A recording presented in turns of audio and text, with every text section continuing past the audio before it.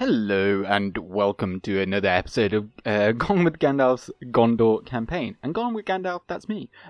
So this is still the end of the turn of the previous episode. But before I do press end turn, I'm firstly going to move these Gondor militia across. Because I can't help notice that stack there seems about half full, and that one may join with it, and who's to say that one won't come down as well. But Javier suggested Javier, I believe that's how you say your name. If not, then I do apologise. But here in Tarnost, we can build an Amrothian Barracks, and what you can get here are some Amrothian Squires, which are well, they're not amazing cavalry, but they're certainly a lot better than our Gondor cavalry militia. And they are an Amrothian unit, but we can train them from this region and this region only. But we do first have to build this barracks, and it does cost a fair chunk. So I don't think I'm going to be getting it just yet, but that's just a thought for the future. But for right now, we've done everything we can do, and we shall see what comes in the end turn. Quite interesting that Enedwaith have already come to us. Now, well, let's see how this actually seems. Well, it's apparently generous, which means that we can definitely extort some money out of them. However, they are only poor, which is absolutely disgusting. I can't believe that they would come to my door and wash. So how about 500? That's probably balanced. Okay, seems reasonable. I probably could have got more.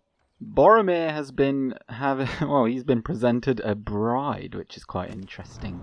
But it's not really. Moria under siege, no surprises there. And Mordor looking like they're doing quite well currently, but that is to be expected. We've got a lot of troops that have been recruited, and we're going to be sending them out into the fray to do some dying for us. Now, where were they? Oh, okay, so we've got 3 units here in Brethil. We'll move them towards this fort before then moving them over to the river here. Now, oh my word, there is a sizable army there, and this one is quite large, but it's mostly just rubbish troops, like Orc Raiders, and this is like their lowest tier, so clearly we've killed so many of them that they're now recruiting the very lowest of the low. But I think, were they to attack Eastern Osgiliath, we wouldn't be able to potentially withstand this army and this army.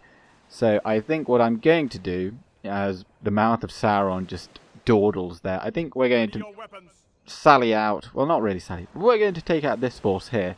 And I think since this is a bit of a nothing battle, I'm going to take the suggestion from the comments from you guys that since there are so many battles in this campaign, unless they're not like key battles, such as perhaps against this army over here, I won't be showing them off completely, kind of like how in the last episode. So this one we won't see much of.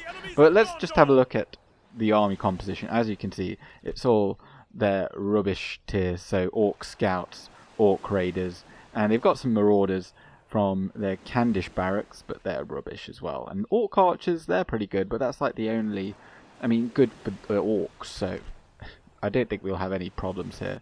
Break their will. You really did not miss much at all by me cutting this battle out. We did lose 87 men, but since they were just so rubbish, they basically fled immediately after we had killed the general, so it was quite embarrassing on their behalf. But the auto-resolve didn't really show that off. But we are definitely going to kill them all. I can't believe that they would actually pay 1,521 gold coins to have those soldiers back. But we took them out quite easily, and it stands us in good stead to face this army, which is a bit better. They've got some Morgul Chosen in there, which are their like elite tier, if you like. I had a think about what I wanted to do with Angbor the Fearless. Now, he is a very good general with a nice unit, but I think he is quite needed there, just as this general, Helegoiven, is needed in Annulond, because then we can actually get it to grow, because it is only currently a town, and we've got some time, I believe, before the raids of the Ardunaim from Umbar become a thing, so we do need to prepare for that, and one good way of doing that is setting up shop with one of our generals in there. Now, the next one that becomes available will be coming to relieve Angbor of his duties here, so we can actually get him to the front line. But to be honest, he's not particularly needed just yet, because we don't really have any force for him to command either. And on that subject, Denethor should soon be relieved, because Hirluin is probably coming to take command here. But the garrison of Tharagrondosht will probably sally out after we've got past another 2 turns, but then we'll get that region, and in the meantime we do need to keep building up the Gondor interior, if you like, and in 1 turn we'll get the mines here, which will give a substantial bonus to our income. And I kind of, rather than getting any more military buildings, I think we're fine just throwing Gondor militia at Mordor while we build all this up. So I think I'm going to build up some particularly grain exchanges. They're quite good. Now, you do want to build farms in the beginning of the game because they provide population bonuses, but if you look at like the cost to build one of these things, now here in Fanulond, the grain exchange doesn't make a whole lot of money. It only gets about 70 or so, whereas the land clearance provides pretty much 65. So they give about the same, but since the land clearance actually provides population growth, I think that's probably more important. However, it's not the best one just yet to get. I think I'm going to get a meeting hall in Karasast. You may be like, why am I getting a meeting hall here? Well, we've got some corruption here, so it's going to save us actually a fair amount of money, about 40 gold coins per turn. And then if I do stick a general in there to help it grow, that will improve it a lot. Karasast actually also has the benefit of providing a decent amount of trade. Obviously not just yet, but it's got a lot of. It's got obviously the land connection with Minas Tirith, which helps it out a lot. But we do want to get something else going on here. We don't want to get any trading in Eastern Osgiliath. Now, it is currently making a negative, but that's only because there's so much devastation here. Now, I wouldn't get a garrison building here because they're not particularly useful, because we won't be waiting for them to siege us out, really. But a town guard would be nice, and that town guard would be nice because then we could actually station Gondor militia and the like here for free. So out of our fort here by Cair Andros, I'm going to bring the territorial guardsmen in, because we've got a space for them and we want to make sure that we don't lose this crossing point. And the cavalry here, actually I might bring them in to Eastern Osgiliath, because cavalry are very good for charging weak tier infantry that Mordor field at us constantly, but also, you know, just for chasing them down, because we've currently only got Yorthon, who is he's running around on a barded horse that's very slow. So I think those Gondor cavalry militia will help us a lot. However, I think I'm going to go for some land clearance in Fanulond, because it is only a town and it needs to grow a lot. Although, hang on. What's going on in Pelargir? Okay, here it doesn't have a grain exchange, and I reckon this place makes a fair amount of money. Well, it makes quite a lot. We don't lose too much to corruption, or like 1 gold coin, so I'm just going to put that grain exchange there. It's important just to keep on building something that gives money, so then we can, you know, eventually it will build up and will snowball. But we can retrain those Gondor infantry there, which is quite nice. So we'll be able to get those onto the front line as well. And I think that's everything we can actually do for this turn. So let's just move on to the next one. Oh, they're so predictable. I kind of knew this was going to happen. They're just going to keep on battering their face into the walls. Nazgul returned to Mordor. So clearly it's about 10 turns that they return after, because I kind of remember killing the Witch King around this time. So we'll be seeing their ugly faces again, which is, well, it does mean that actually attacking Mordor at this point isn't particularly a good idea, because they'll have those very strong generals. But Angbor the Fearless, I keep banging on about him, but he could be the saving grace, because he is also effective against armor. But Ethring has now built the mines, and it is going to be making a lot of money. And I'm tempted just to get that grain exchange immediately, because that's making 35 plus 50. So that's going to pay itself off very, very quickly. So I think I'm just going to get that immediately. Now, how much? Obviously, that very large stack has come for us at Eastern Osgiliath, but I think we can hold it off. But I was more looking at the forces that were moving up here in the forests of Ithilien, coming down towards Cair Andros. Now, there's this force here, then there's another one over here, which seemed a bit larger. So that's only got 3 units in. So I think what I'll probably do is move this unit of territorial guardsmen into there. So then if they do attack us, then at least we've got all of our melee infantry immediately there guarding the crossing, so that our rangers can come up and shoot them from the back, which will be the perfect location. But we've got this large force here. How many were there? 3,000. We're outnumbered 3 to 1 here. And they've got 1, 2, 3 units of archers. That's not that many. But they do have some Southron Lancers, which aren't great. They've got a hefty charge bonus, but they will certainly best our Gondor Cavalry Militia, I think. So we'll have to watch out for that. But I'm glad I brought those cavalry in, because they'll be very good at scouring the back lines. But in terms of their front line, they've got some Orc Host, which are, semi-okay. 5 attack, 8 defense with a lot of numbers. Then they've also got the Morgul Chosen, Southron Warband, and then they've got the Orc Maulers. And if you've watched my Dol Guldur campaign, sorry, the Mirkwood campaign, you've seen Dol Guldur also get this unit. So they are armor piercing, so they're quite an offensive unit, and we'll have to watch out for them coming towards our heavily armed men. Here in Eastern Osgiliath, we make our stand once more, and I'm going to send out our cavalry immediately through this gate, so we can commence.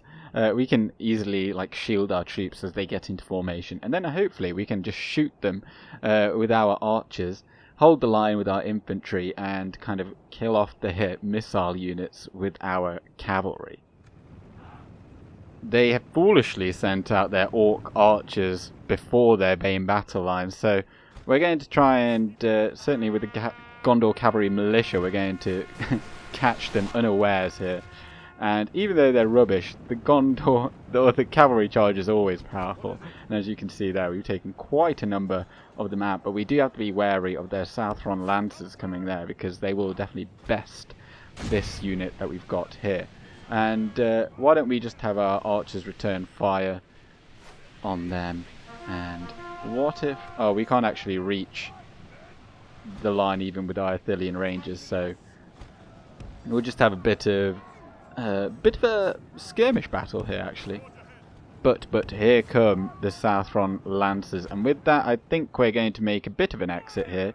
Now, here we do have the Fountain Guard. We'll put them into pike or wall formation now, since we don't need them to run anywhere. But let's look for some target. They have just charged into the Fountain Guard, which is definitely folly. They didn't kill a single unit in their charge. It shows just how stupid they were. And those guys aren't skirmish, which is also stupid. Now we do want to be shooting those Orc Maulers, really. And I'm not a fan of fire at will because it does a kind of make people really rubbish at shooting.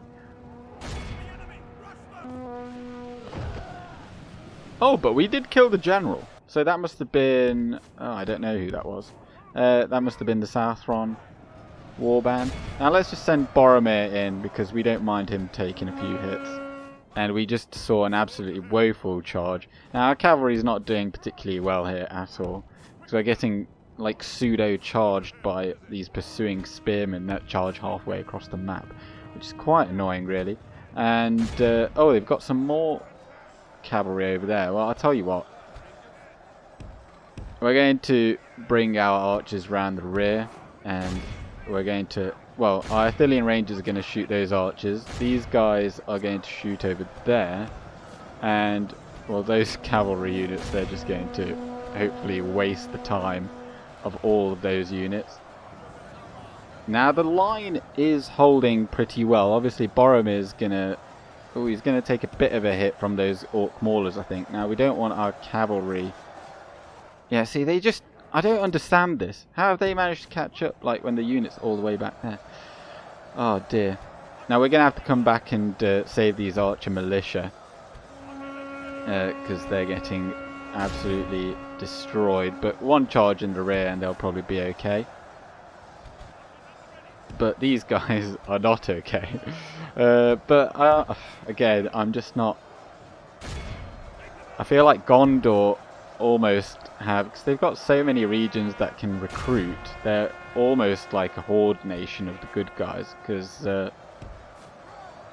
they don't necessarily matter. If they, I thought it would matter losing troops, but it doesn't really, so you can just keep on recruiting. And if we do lose some troops, you know, that's just meant that we don't have to pay anymore, and then you just recruit some more, and then all is well. But the Fountain Guard, they still haven't lost a man, proving again that they are outrageously powerful. Now, I'd really want to get a charge in here, but unfortunately our cavalry is just so slow that I don't know if that's going to be possible. But our Ithilien Rangers definitely can outrun all of these. So we're going to use that fact to be able to shoot all of these guys. So oh, we don't want to get shot, because they don't like getting shot.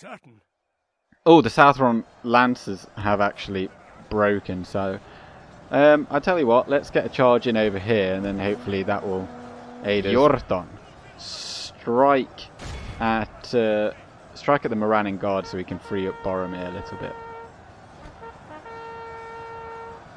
And those Gondor cavalry militia are going to come and hopefully take out... Oh, that's not really a good target, is it? I'll tell you what, come and take out these... Oh, that's not a good target either, because they're kind of embedded in the siege equipment. Well, you use the defensive stance. Boromir is still doing okay, but he has been fighting those Orc Maulers this whole time. Oh, we've got some... And they are now just routing, so we use cavalry militia to whisk them away. Only half the enemy force and we'll strike remains. at these Orc Maulers back here. Let's get a good cavalry charge whilst I get about 2 FPS. And they're routing as well. Oh wow. All it needs is a good cavalry charge. It was actually looking quite bad for a bit there. But now they're all routing. Oh. We don't want to get attacked in the rear on these Fountain Guards, so you have to kind of come and save them quickly. I don't want to turn them around either. We've only got 25 Gondor infantrymen left there. Now our archer militia have been kind of defeated on this flank, but as I say, it's not anything that we can't replace, and the Fountain Guards still haven't lost a man. Boromir has lost quite a few.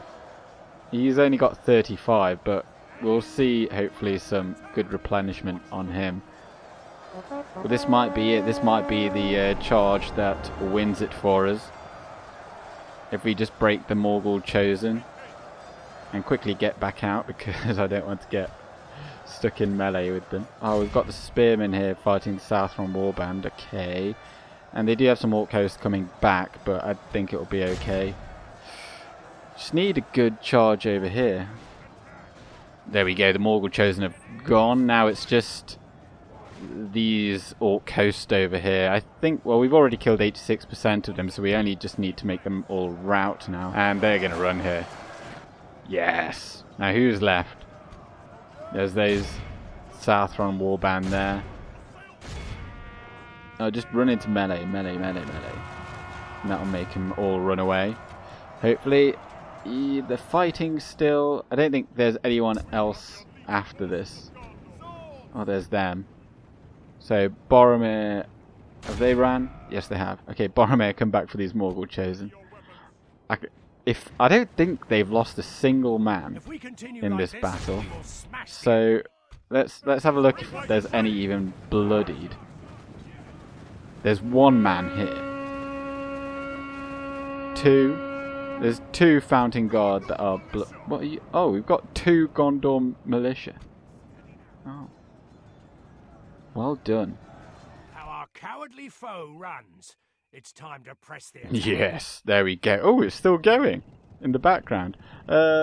We killed 95%. We don't need to go anymore. A heroic victory.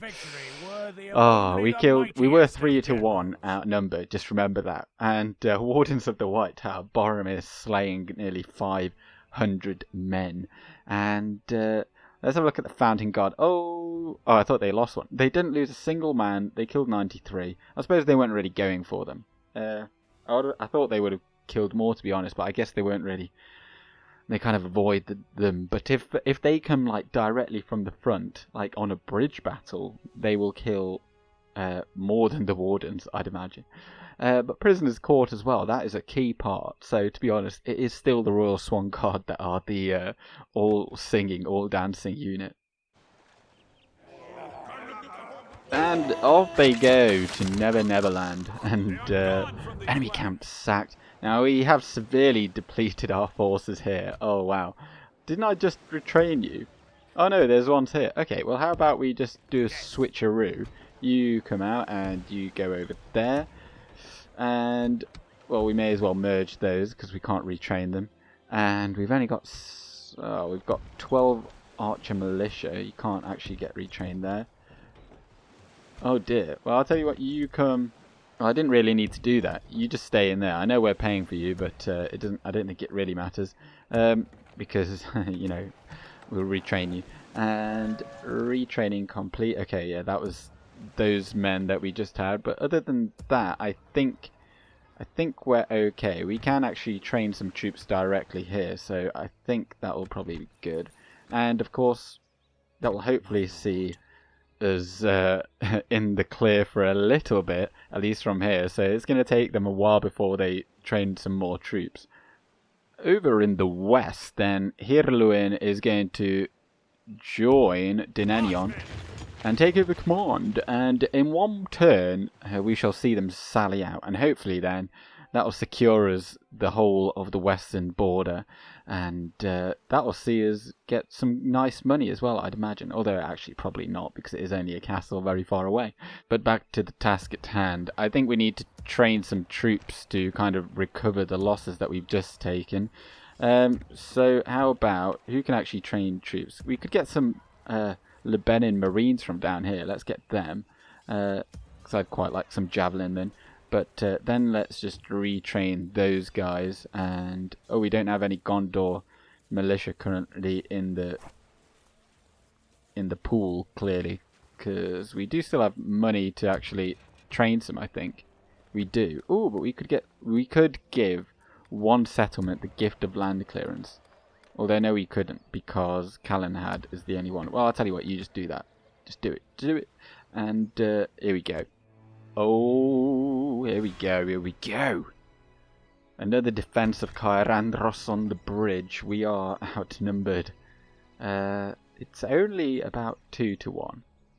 So it's not too bad. Now they come at us with some Orc host once more, and some Moran on guard, Blackgate guard, and cavalry is useless on a bridge battle. But they do have one unit of Orc archers, so depending how they use them, that could be quite good for them. And some Orc Maulers as well, but I think we'll be okay here, to be honest. Don't be controlled by the AI, because you will be absolutely terrible. Don't let them any further. I think this is a pretty solid formation, so our general's right there at the front, ready to receive, and then once our archers come in, we can shoot down the shoot. We can do some shooting, and hopefully shoot them good. Oh, and I didn't realise they actually had to wait before the bulk of their forces, so we'll be able to relatively quickly, I think, just take out this force here and send them packing. I thought they were all coming in at once, to be honest. I wasn't really paying too much attention to that. So Faramir comes with 1 unit of Ithilien Rangers, and they will have 36 volleys of freedom straight down here. But I'll tell you what, let's just take the general off fire at will, and he's just going to go bonsai right on in there. Because he's so much better than them. So, although I say that and he's taking losses, I wasn't expecting him to take losses already. So, okay. Well, we're going to get some support in there now. Will we set up? Oh, whatever. In come the arrows. I mean, not that many actually fell there, so... oh, there comes some more, though, right on cue. And they are currently steady, so I'm thinking, how about we just bring these guys in so we can actually get rid of all these before the bulk of the forces come in. This might be a bad move, but... although the general has just been killed, or their captain, so I think now is the time to just pile on in there, and hopefully they'll run away. Well, this is where it gets a little dicey, because we haven't managed to kill them off. Faramir, come over here and we can get some sharp shots on these guys. Behold how our cowardly foe... well, now they are running, so that's good. I brought in Faramir just over here to shoot them in the back a little bit, but now it's important to get back to the setup we were originally in. So Gondor militia come back out over, well, it doesn't really matter, just out of the way. And which side was who on? So you just pull back to there, and well, general, you just stay stuck in there, and then I want you to hold this position once more, and all of you go on to guard mode as well, please. And our archers that are here, we're just shooting the orc archers, but I don't think that's a wise move anymore since they've come into melee. Okay, we're in position here. Now let's start shooting into that mob. Not this mob, but this mob over here. Now I don't really care if this general dies or not, because you know, he's just 2 a penny, isn't it? But I say you can just come off defensive mode. I guess it'll make you fight a little better. Now, where are the Orc Maulers? Let's just pause so I can click on them. There we go. I'd rather shoot at them since they're the only ones that are going to be killing us. Ah, these guys just look so cool. But anyway. Do you know what would be great? If there was a Lord of the Rings or Middle-earth MMO RPG. I know there's Lord of the Rings online from like...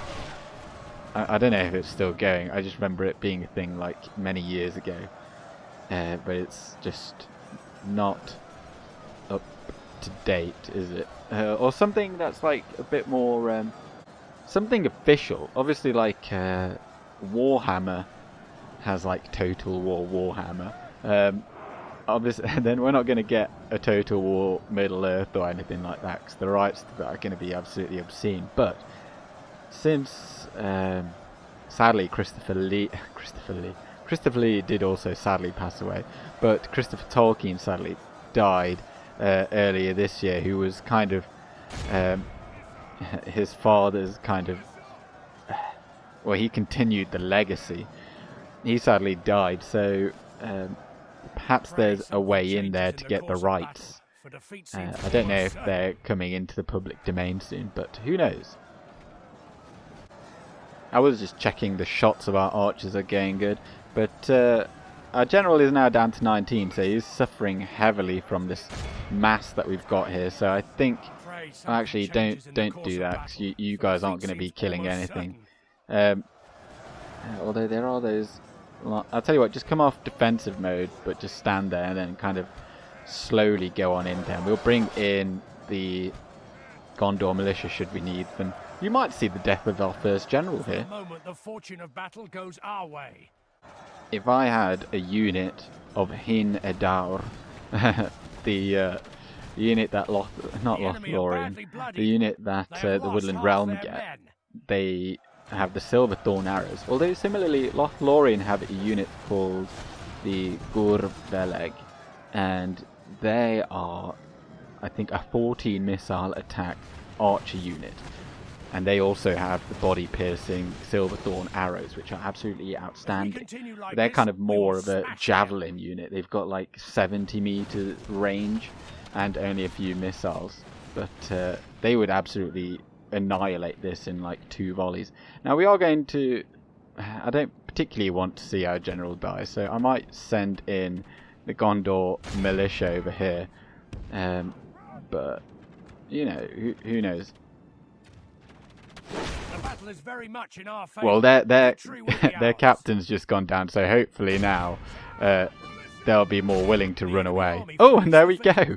There we go. That went very well. It was almost like scripted. But let's run them all down, or what we can. This is a clear victory. Another clear victory to add to our banner. We only took 99 losses, and that was pretty much a solid chunk of that was in the general's bodyguard, and 6 of them were to friendly fire. So sorry about that, chaps, but they killed a lot of men. But so did our Ithilien Rangers, and they didn't even use up all of their arrows. So that's why I didn't really want to send them into the vast clump that the orcs had forged. Another slaughtering of orcs here, and they have been destroyed. Aha, the rebels of Tharagrondust attack. Now, what do they have again? So they got 1, 2, 3 units of archers, pretty decent archers, and they've got 1 unit of sellswords, pretty decent, and then they've got the bandits as well, which are pretty rubbish.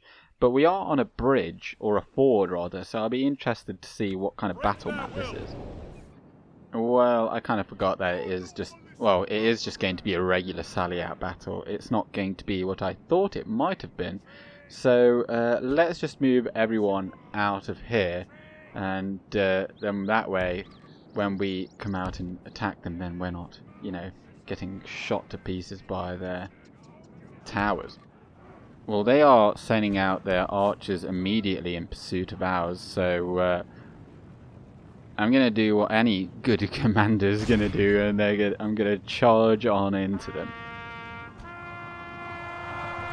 So they got 132. Have they got 2 units here? Oh, we got some friendly fire. And quickly come out of there.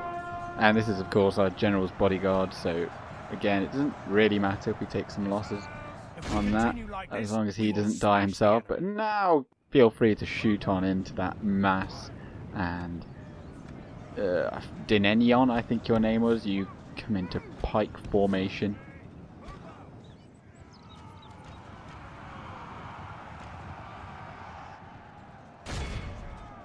Oh, the sellswords have come out. Oh, but the general's gone down, and he was a part of the sellsword, so clearly that didn't go as planned for him. He tried to pull out, but that's kind of an annoying thing that happens with units in this game. They don't do as they're told. But now they're kind of coming for these guys. So Amphalas pikemen, you kind of reform. I'll leave the cavalry militia just to run down any units, because I don't want them to get back into the town square and then we have to you know, fight them all over again. So, well, first let's get rid of the bandits here, because they're already wavering, so they'll be an easy loss for them.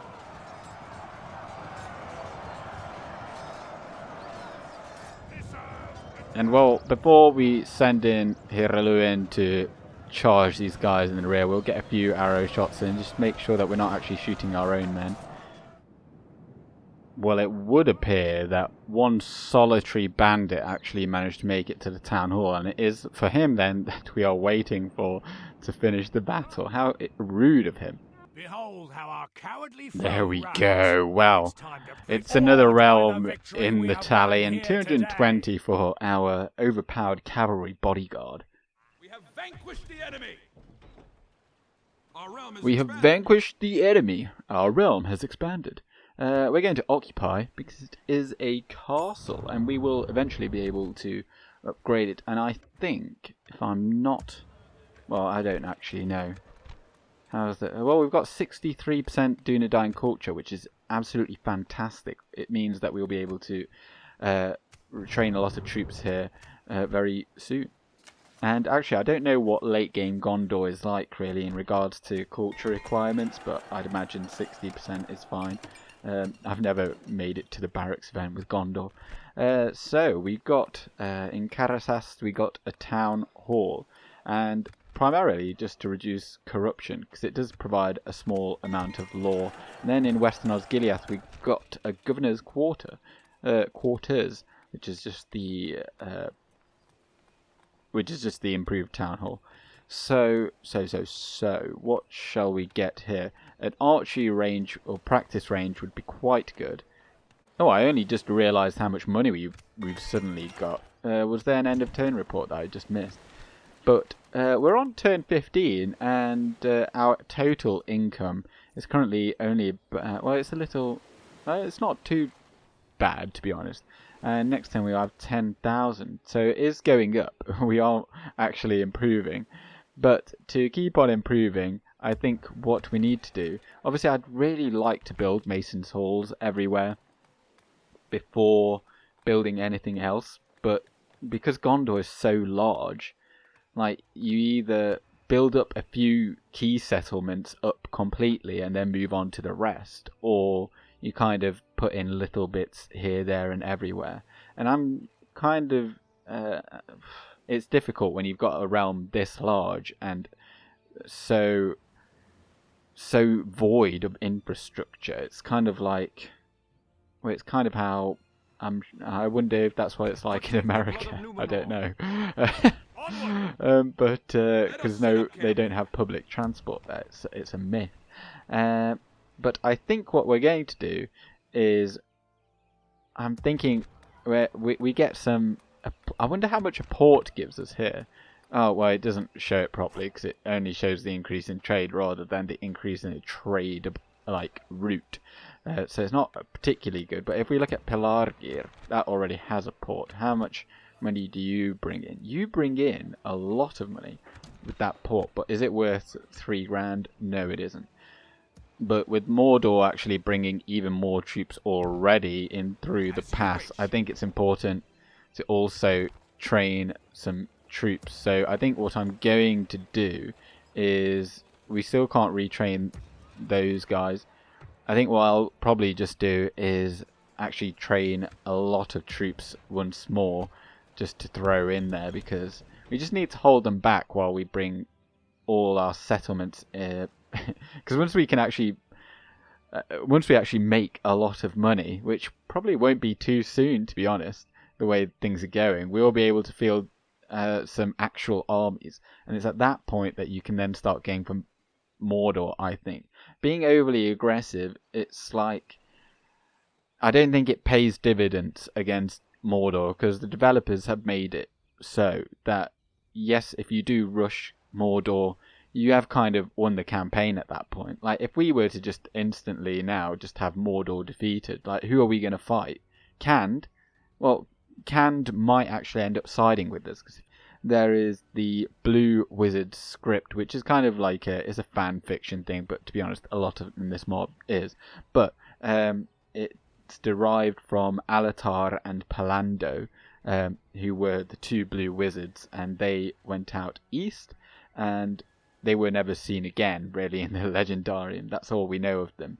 And Saruman actually went out there with them, and he was the only one to return. So either he did something ghastly to them, or they went there and their task was to aid the Orokarni dwarves, which there are 4 clans out of the 7, all dwell in the Red Mountains of the East. Their task was maybe to rise the clans over there against Sauron. And in this mod, there's the kind of suggestion that they succeeded in that plan, and they come with some armies, and can either decide to side with the Blue Wizards, and therefore becoming an ally of Gondor and Dol Amroth, and an enemy of Mordor, or they can go against them and kind of stick with their liege Dark Lord. And they do lose their capital, I think, in both instances. It's quite an interesting, because it just adds a bit more variety to down here in the south. Because of course then Harad and Harad go to war with them, yes, but I don't think the Ardenaim do, because they're kind of a neutral in all of this. I'll put a grain exchange in Karasas. That'll give us a lot of money. And now the mines here would be nice, but they currently cost quite a lot of money with very little income. So I think also, we're going to be building a lot here, aren't we? How much do you actually save? 15% on, it's 150 it costs. So to be honest, we'll actually make that money back just by pretty much building 3 things. And then, get the mason tool. I don't think Tarnost actually needs anything, because it is just, it's a castle. It's not going to be making a lot of money anyway. Like getting mines and whatnot, that's all it can really do. But it already recruits units, so I don't think we need to do anything about that. And Ethring, you're getting that. Oh, and I totally forgot. We got Tharagrondost, which is quite useful to actually get something here. Now it's already got decent culture, so we don't need to worry so much about that. And what we can do is then just get a garrison's quarters here. It provides 5% law, so that will reduce some of that corruption. But that's a pretty minor thing. But the main thing is, then we can just leave the Gondor militia here, or in time actually we can just bring a general here, and they can garrison it. As you can see, this guy has made it almost to Anulond, or Anulond, and we can move these guys into that fort, and that'll be fine and dandy. And then we'll just move Hirluin over here, and I'd quite like to put a watchtower here so we know what's coming. I won't put it right there because I won't put it there just so I can make it back. Oh, I can't make it back. Well, how about I just get that fort? Oh, I missed it. I mean, they're not gonna like that. They're not gonna like that I went into their land, but like, you know, I just want that fort. We can actually then, because I'm not that afraid of Enedwyth, but having that fort there, putting 4 units in there, we'll have very good an early warning system if any of them try to come in through there. And also, if we put some units in here, then that'll also be a good. Like Gondor have a lot of forts, don't they? We've still got 3,000 to spend, so what are we going to get? There's a lot of corruption out here, but we will have to get this place built up before the Corsairs come and intervene. But Minas Tirith is the main city, so that is where we really do want to be focusing our thing. Oh, we can get a fiefdom barracks. I'm going to get the fiefdom barracks, and after that, then we're just going to train some troops. So we'll get some Gondor infantry or militia there, and did we get those Polari? Oh, we got some Lebanon Marines. I forgot about them. Okay. Well, things are suddenly looking a lot more up. We're actually training a lot of troops, and we're slowly building up the realm. And out here in the west, we've kind of gone as far as we can.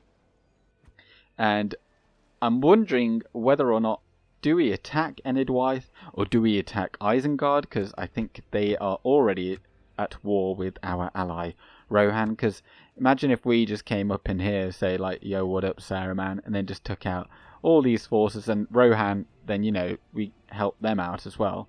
We can only see Helm's Deep here. Oh no, that's ours. I thought they'd taken that bit of territory there. But if we were to, well, let's just have a quick look. No, we can't see anything more. But if we attacked Isengard from here, it would really help Rohan, and they would be able to push through here, and then eventually they'll maybe help us with Mordor out here, or Dol Guldur, so we don't have to worry about them. So that's an idea. So, but if you've enjoyed this, then let me know by either subscribing. I won't know if you've done it, to be honest, but like I will know. Like it if you liked it, and comment, because I do reply to them. But I'm going with Gandalf now. Good day.